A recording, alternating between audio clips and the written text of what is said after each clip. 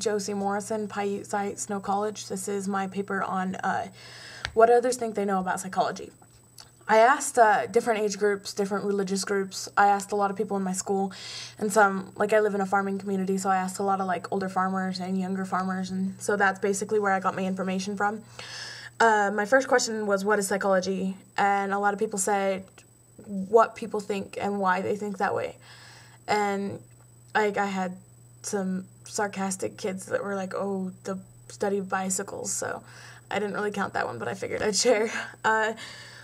I asked, what are some psychological principles or facts that you know? This one was pretty age segregated. Like, if you asked the people around the age of, like, just getting married, they were talking a lot about pregnancy and marriage, like how marriage lasts, a lot of those kind of things that they saw on, like, Dr. Oz shows and things like that. And, like, as you got older, like, the meaning of life and, you know, cherries make you feel better in the morning, that kind of thing, or, like, feng shui, things like that were thrown out there a lot.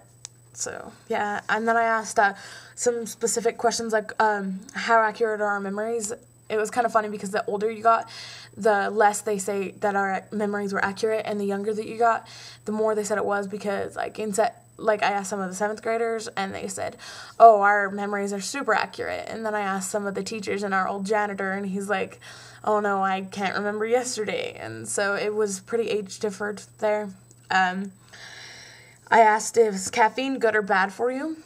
And I had a lot of religious segregation there. Like, the more religious a person was, the less they would, like, agree with caffeine being good for you. I asked our bishop, and he said, no, caffeine's bad for you. And I asked him why, and he's like, oh, well, because that's what our church teaches. Like, there was no questioning there.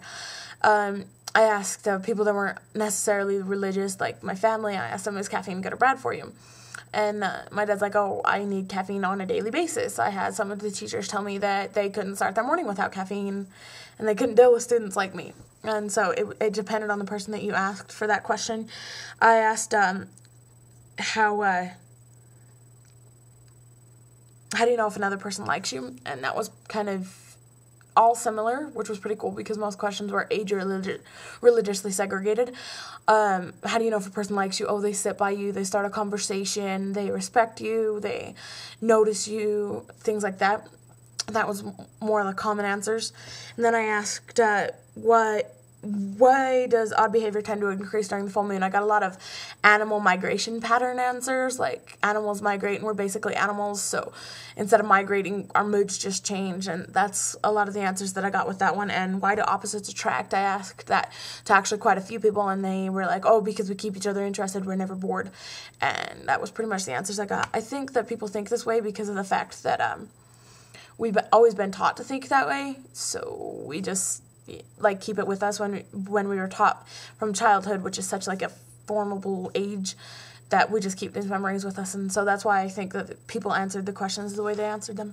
Thank you.